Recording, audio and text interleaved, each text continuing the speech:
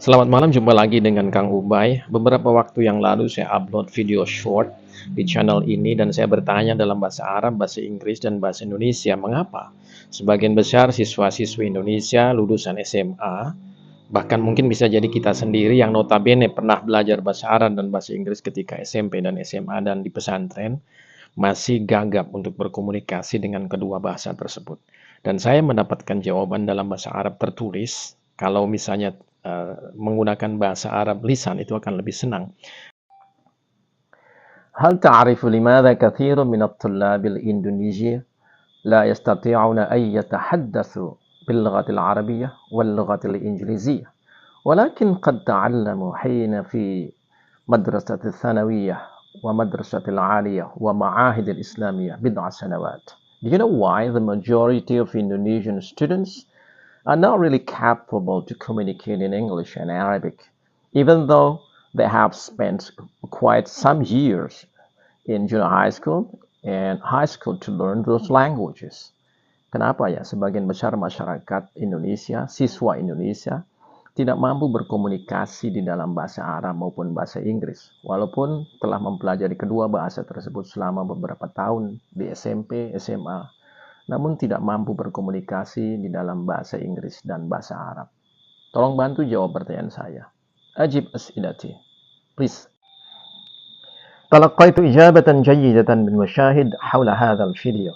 استخدام اللغتين العربية واللغة الإنجليزية في المحادثات اليومية هو أمر ضروري لتحقيق الطلاقة، ومع ذلك الطلاب الإندونيسيين غير متعودين على استخدام تلك اللغات في حياتهم اليومية.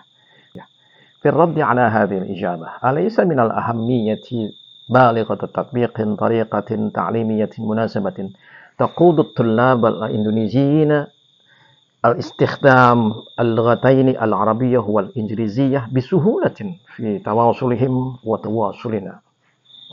Mana yang lebih penting?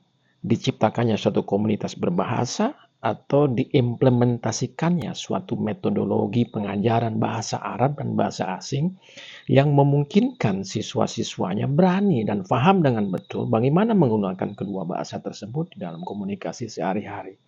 So I have what is an excellent answer to my previous video about why the majority of Indonesian students are not really well conversed in both English and Arabic for their daily conversation. And the answer is because they do not have, a certain community in which they communicate each other in those languages.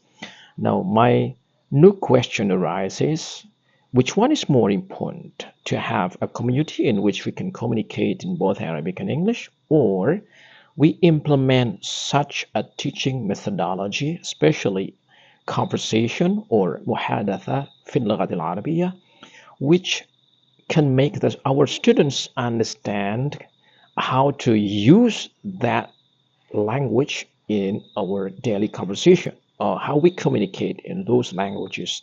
So the issue is not about having a community in which we can communicate in both languages, but is it effective, the teaching methodology currently implemented in our schools, that can motivate our students to communicate it both in English and Arabic?